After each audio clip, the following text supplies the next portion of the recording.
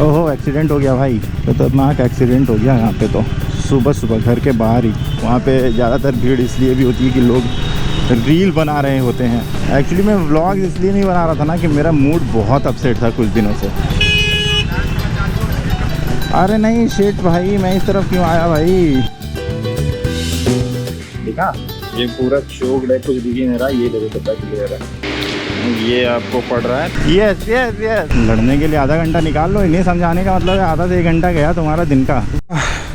तो फाइनली हम लोग उतर रहे हैं नीचे। टाइम हो चुका है 10:40। और फाइनली हम लोग हैं अपनी स्पीड के पास। सीट गर्म हो चुकी है भाई धूप में, अब धूप बहुत तेज़ निकलने लगी है। तो अब जो है ना, इससे थोड़ा सा देखना होगा। मैं सोच रहा हूँ कि आज ये साड़ी गार्ड भी रिमूव करा दूँ इसका। साड़ी गार्ड मेन 3 नटों पे है, 1 और 2 नीचे। 4007 किलोमीटर अपनी गाड़ी अभी तक कर चुकी है।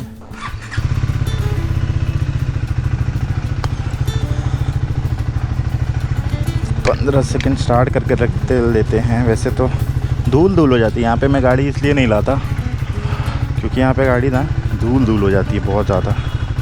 आज पता नहीं वहाँ 1 घंटा लगेगा 2 घंटा लगेगा, लेकिन मुझे लगता है आधा दिन आज वहीं बीतने वाला है अपना।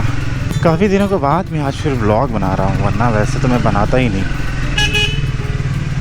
देखना पड़ेगा ज़्यादा ट्रैफिक ना हो, वरना दिमाग की माँ बेनिक हो जाएगी भाई। तो साड़ी गार्ड के बारे सोचेंगे, अगर निकालना है उसे नहीं निकालना है। और ब्रेक पैड्स पीछे वाले कल मैंने देखे हैं कुछ ऑनलाइन सर्च करके, तो अगर सिंटर्ड वाले लूँगा तो बता दूँगा मैं आपको उसके बारे में भी। और अगर दूसरे हैं एक जो नॉर्मल आते हैं, जो ट्रायम का ऑर्गेनिक ब्रेक पैड है, अगर वो लिया तो मैं उसके बारे में भी आपको बता दूंगा।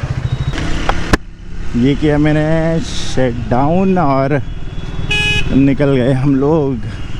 ये है श्याम ऑटो, पटना में काफ़ी फेमस है, क्योंकि मुझे नहीं लगता कि पटना में और भी कोई शॉप्स हैं इतने बढ़िया लेवल पे, और अगर होंगे भी तो उन्होंने अपना प्रमोशन उस लेवल पे नहीं किया है जो कि ज़्यादा लोग उन तक पहुंच पाएँ। सुबह के हो रहे हैं 10:35। ओहो एक्सीडेंट हो गया भाई, खतरनाक एक्सीडेंट हो गया यहाँ पे। तो सुबह सुबह घर के बाहर ही भैया ने अपनी ऑटो पूरी ठुकवा दी है, शीशा टूट गया उनका फ्रंट वाला।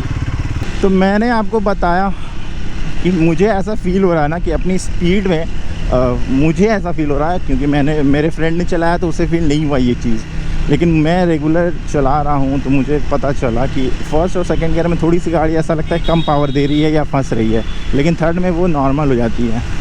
और ये रहा पटना जंक्शन, हमारे देश का झंडा लहराता हुआ, और ये महावीर मंदिर पटना। भाई साहब भीड़ देख सकते हो, हर रोज़ यहाँ लाखों की संख्या में लोग आते हैं भाई दर्शन करने। वैसे सच कहूँ तो रील वालों ने इस जगह को भी नहीं छोड़ा है। वहाँ पे ज़्यादातर भीड़ इसलिए भी होती है कि लोग रील बना रहे होते हैं, क्योंकि अगर लिमिट में है तो अच्छी बात है, वरना मैं इस पर कोई ख़ास टिप्पा टिप्पणी करना नहीं चाहूँगा। धन्यवाद। मुझे इसके ब्रेक पैड्स पीछे वाले चेंज करने हैं, आगे ओके है, लेकिन अगर वो बोलेगा चेंज करने तो मैं चेंज करवा दूँगा। मुझे उस दिन फ़ील हो गया था जिस दिन मैं गाड़ी साफ़ कर रहा था ना, और चेन वेन क्लीन करने के बाद मैंने थोड़ा सा टेस्ट ड्राइव लिया था, तो मुझे उस दिन लगा कि शायद मैं जो क्लीनर है ना वो उसमें चला गया है, WD-40 वगैरह पैड पे, इसलिए वो स्लिप कर रहा है। लेकिन ऐसी बात नहीं थी, इसके ब्रेक पैड्स पीछे वाले तो ख़त्म हो ही चुके हैं।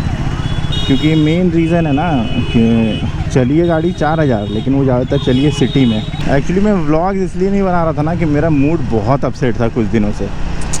मेरे साथ हुआ क्या मैं बताता हूँ। मैंने लगभग 23 जनवरी के आसपास एक राइड की थी पटना से महाकुंभ वाया वाराणसी, और मैंने उसमें व्लॉग बनाने की सोची थी कि अच्छा कंटेंट भी मिल जाएगा और अपना कुंभ वाला भी हो जाएगा। हुआ क्या मेरे साथ कि पटना से बनारस का व्लॉग अच्छा बना, बनारस में मैं घूमा फिरा, उसका व्लॉग ठीक ठाक बना, और कुंभ में तो खैर मैंने हेलमेट बाइक लेके नहीं गया था, वहाँ पे हम लोग लोकल ट्रांसपोर्ट से ही ट्रैवल कर रहे थे, तो वहाँ पे भी कोई इशू नहीं हुआ। दिक्कत पता है क्या हुई, मैं बनारस से निकला सुबह 5-6 के तकरीबन, दोपहर 12-1 बजे तक मैं यहाँ था पटना में। मैंने उस व्लॉग को लगभग इतने प्यार से बनाया और इतना कुछ उसमें डाला था ना भाई साहब, पूछो मत। मुझे लगता है 15 से 20 मिनट का व्लॉग होगा वो। और जब मैं घर आया और उसके फाइल्स को खोलकर देखा ना, मेरा दिमाग घूम गया। वहाँ पे हुआ ये था ना कि वीडियो सारे ओके थी, लेकिन माइक कनेक्टेड नहीं था, उसका जो पिन था वो टूट चुका था, जिस कारण से माइक ने आवाज़ कैप्चर ही नहीं की। और उसके बाद जो मेरा दिमाग फकअप हुआ भाई, क्या बोलूँ मैंने तो छोड़ ही दिया, क्योंकि वीडियो सारी है मेरे पास, उसमें साउंड नहीं है। अब उस साउंड को लेकर मैं करूँगा क्या। मूविंग ट्रैफिक में उतना दिक्कत नहीं होता है जितना स्टक में होता है, क्योंकि ये सुबह वाली भीड़ है ना, तो लोग निकल ही रहे हैं। यही थोड़ा देर हमें लगता है जब हम लोग वापस आएंगे उस समय अच्छी खासी भीड़ मिलेगी हमें।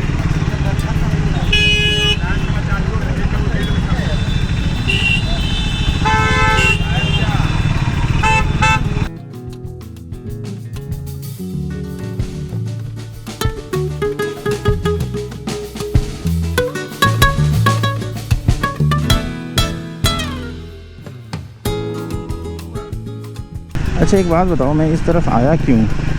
अरे नहीं शिट भाई, मैं इस तरफ क्यों आया भाई? ओहो, क्रिकेट चल रहा है उधर। तो फाइनली हम लोग पहुंच चुके हैं ट्रायम्फ के सर्विस सेंटर में। यहाँ पे एक स्क्रैम खड़ी है, सुंदर है भाई गाड़ी। ये एक खुली हुई है, ये भी स्पीडी है ना, ये भी T4 है ये। भैया का कहना है भाई चेन क्लच व्लच सब ढीला डाला है, तो वो सब देख लिया जाएगा।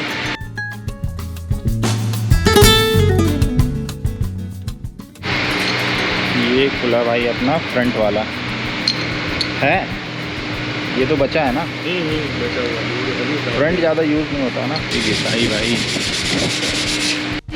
खुले अपने पीछे वाले ब्रेक पैड। और ये रहे भैया अपने नए वाले, ये देखो कितने ठीक है। और ये रहे पुराने वाले, नहीं भाई बदल देना ही सही है।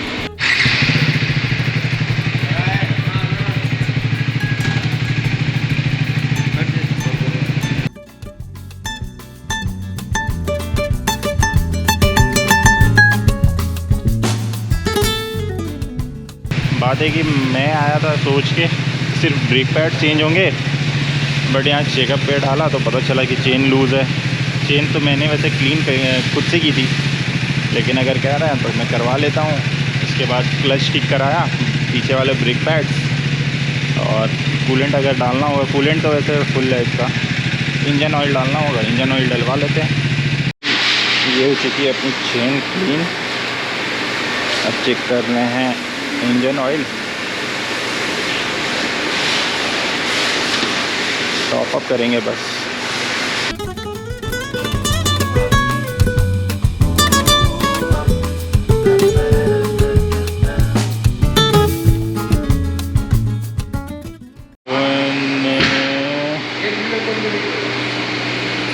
फाइनली अपनी गाड़ी उतर चुकी है और अब चलेगी वॉशिंग में।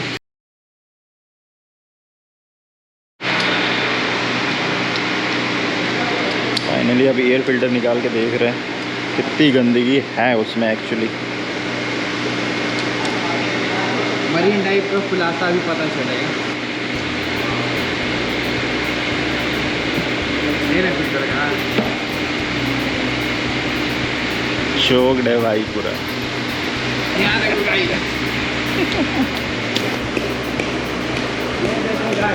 अरे ये कहाँ से निकला? छुट सब खींच लिया अंदर। दिखा ये पूरा चोक्ड है, कुछ दिख ही नहीं रहा। ये देखो कितना क्लियर है, ऑलमोस्ट ट्रांसपेरेंट है ये जैसा लग रहा है। और ये देखो पूरा अंधेरा है, इसको साफ करके भी कोई फायदा नहीं। ये एक बार लगने के बाद बहुत सारी ऐसे फिल्टर है जो ये अभी बहुत ज़्यादा शॉर्ट है, और भी सब जो लगती है ना वो सब एक बार लगा खानी खाता, कोई हवा नहीं, तो हवा मारेंगे टोटल बॉडी में जाम कर देगा। ये आपको पड़ रहा है 338 का। बहुत कम रीजनेबल प्राइस है। हाँ ये चीज़ तो है, स्पीड के साथ ये चीज़ बढ़िया है इसका। बहुत रीजनेबल प्राइस है। गाड़ी चली भाई धोने में।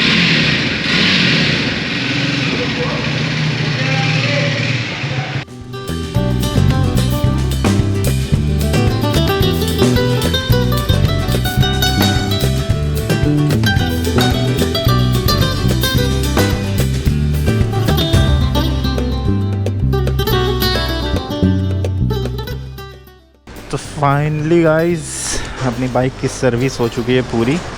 जनरल सर्विस थी, ऑलमोस्ट सब कुछ ठीक ही ठाक था। यस यस यस, अब लग रही है गाड़ी स्मूथ। भाई मुझे फ़ील हो रहा था वो चीज़ जो है ना, मुझे फ़ील हो रहा था कि कैसा है। वो स्ट्रगल कर रही थी गाड़ी फर्स्ट और सेकंड गियर पे। अब गाड़ी एकदम स्मूथ है भाई, अब कोई दिक्कत नहीं है, कोई टेंशन नहीं है। नहीं तो पता है पहले क्या हो रहा था ना कि सेकंड गियर पे गाड़ी जाती थी तो झटके लेती थी और वो फील कराता था आपको।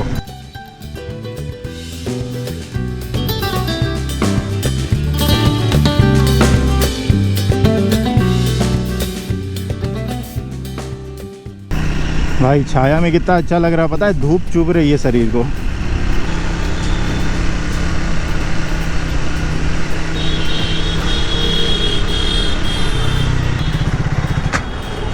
हो गया भाई, माइनस हो रहा 999, माइनस 999 हो रहा हो गया भाई।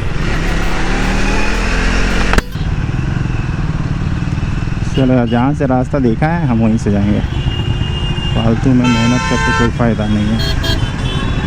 जैसे भी यहाँ से गाड़ियाँ जा ही रही हैं, पता चला मैं वहाँ से भी लेट हो जाऊँ और मुझे अभी वापस ऑफिस पहुँचना है, इम्पॉर्टेंट है काम भाई। तो फाइनली अपनी बाइक हो चुकी है भैया तैयार पूरी तरीके से, और इफ़ पॉसिबल होगा तो हम लोग जल्दी ही बाहर जाने वाले हैं कहीं। मैं बताऊं आपको मैंने क्या क्या करा है, डिटेल में मैं बताता हूँ। सबसे पहले हमने गाड़ी का क्लच कराया, क्लच और गियर थोड़ा ढीला हो गया था, चेन ढीला था उसे टाइट किया, चेन क्लीन अप करवाया, पीछे वाले ब्रेक पैड्स चेंज करवाए, आगे वाले को उसी तरह रहने दिया क्योंकि आगे वाला सही है। और इसके बाद हमने इंजन ऑयल थोड़ा सा टॉप अप करवाया क्योंकि इंजन ऑयल कम था तो वो भी टॉप अप हो गया। उसके बाद वॉश करके चेन ल्यूब करवाया बस। और इन सब के जो प्राइस पड़े हैं ना, हाँ एक बात और, एयर फ़िल्टर भी चेंज कराया है हमने। और एयर फ़िल्टर का जो रेट है ना भाई साहब, मतलब जो इसके पार्ट्स के प्राइस हैं, मैं आपको एक बार घर चलता हूँ ऑफिस में दिखाता हूँ क्या प्राइस है भाई, देख के ना आपका दिल खुश हो जाएगा। लगता ही नहीं है कि आप ट्रायम्फ चला रहे हो।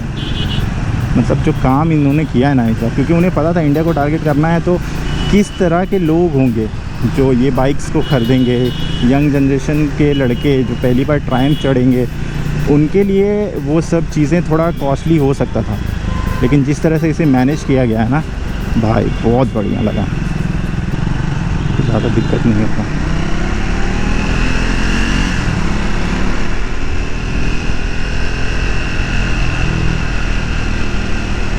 पहले जो गाड़ी जा रही थी ना 60-70 पे तो थोड़ा सा वाइब्रेशन आ गया था। ये बात मुझे कल भी पता चली, कल दोस्तों ने भी बोला कि हाँ वाइब्रेट कर रही है गाड़ी।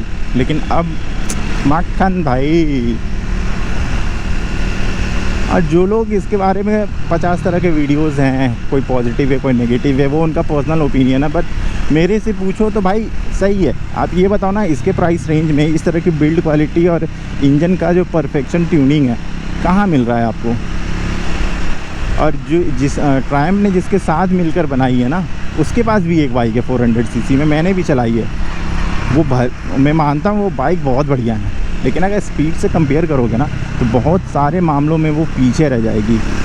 और जो जेन्युइन बात है, मैं किसी की तरफ बायस नहीं हो रहा क्योंकि मैं उसे भी चलाया चुका हूँ और इसे भी चला रहा हूँ, मैं इसीलिए बोल रहा हूँ ये बात। उसमें कोई कमी नहीं है, ये बात मैं मानता हूँ।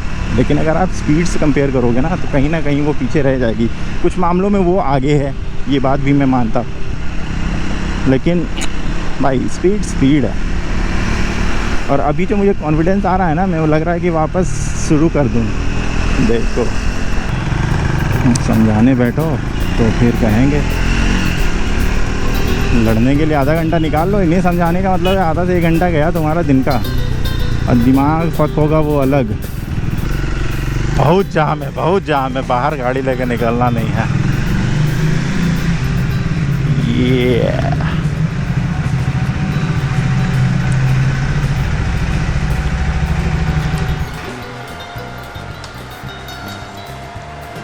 हाँ, चलो भाई हम लोग तो पहुंच गए हैं ऑफिस।